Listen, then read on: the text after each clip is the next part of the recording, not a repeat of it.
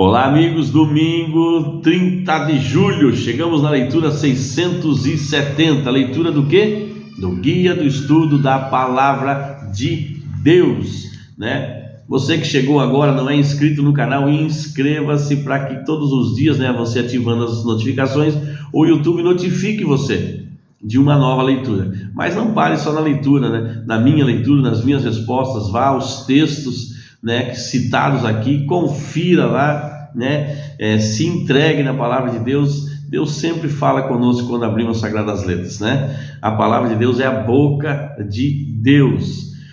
Curta, compartilhe, ative as notificações, né? Compartilhe nos seus grupos de WhatsApp, Instagram, Facebook, e nos ajude aí a fazer com que esse canal cresça, porque quanto mais ele cresce, mais pessoas são atingidas pela palavra de Deus, e esse é o intuito, né?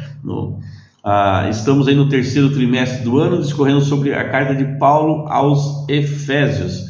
Estamos na lição número 6 e o título de hoje é O Apóstolo dos Gentios Aprisionado. Leitura de Efésios capítulo 3 é a questão número 1, pedindo para que nós identificamos um ou dois temas principais e que pontos de vista importantes Paulo demonstrou. Bom, eu respondi aqui, com Cristo Paulo preso estava livre. Em contrapartida, sem Cristo, embora pareçamos livres, estamos presos. Paulo mostra que nossa liberdade em Cristo não é uma condição externa, mas uma condição interna. Efésios capítulo 3 tem uma estrutura interessante. Paulo começou o capítulo com essas palavras: por essa razão, eu, Paulo, prisioneiro de Cristo Jesus, por amor de vocês, os gentios. E em seguida interrompeu essa ideia e partiu para uma longa divagação focada em seu trabalho como apóstolo dos gentios. Depois finalizou um retorno à sua linha de pensamento original ao repetir a expressão por esta razão, apresentando seu relatório de oração interrompido. Em Efésios capítulo 3, verso 1, Paulo se identificou como prisioneiro de Cristo. Sua maneira de dizer que, embora residisse em cativeiro e aparentemente estivesse sob a autoridade do Império Romano, havia um propósito mais profundo e divino se desenrolando em sua vida.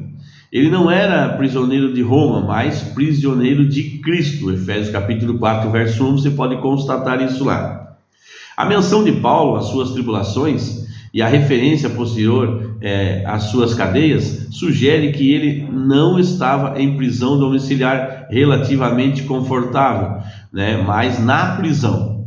Você pode constatar aí Atos capítulo 28, verso 16, né? Após isso, ele estava depois em prisão domiciliar, mas aí com guarda aí, né, cuidando, né? E estar preso no primeiro século em um calabouço romano era desafiador.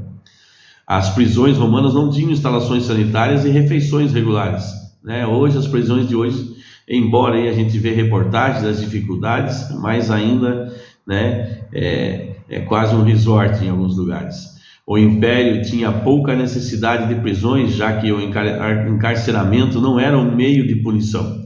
As pessoas ficavam presas apenas enquanto aguardavam julgamento ou execução. Os prisioneiros deviam se manter ou depender de parentes e amigos para conseguir alimentos e suprir outras necessidades.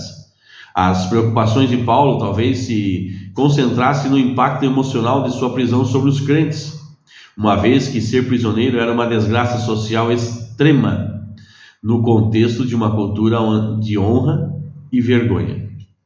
Ele podia temer que alguns indagassem: como que Paulo, né, pode ser apóstolo e mensageiro de Cristo exaltado e ser um prisioneiro desprezado, né? Então ele se preocupou com isso.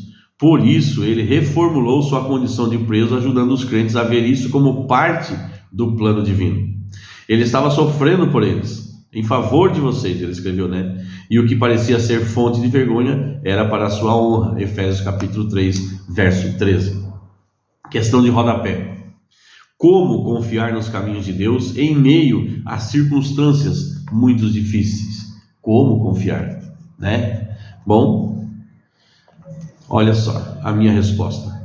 Por sua própria palavra, pela própria palavra de Jesus, né, em João capítulo 16, verso 33, parte B, diz, né: no mundo tereis aflições, mas tende bom ânimo, eu venci o mundo. Louvado seja Deus. Amém, amados? Vamos orar?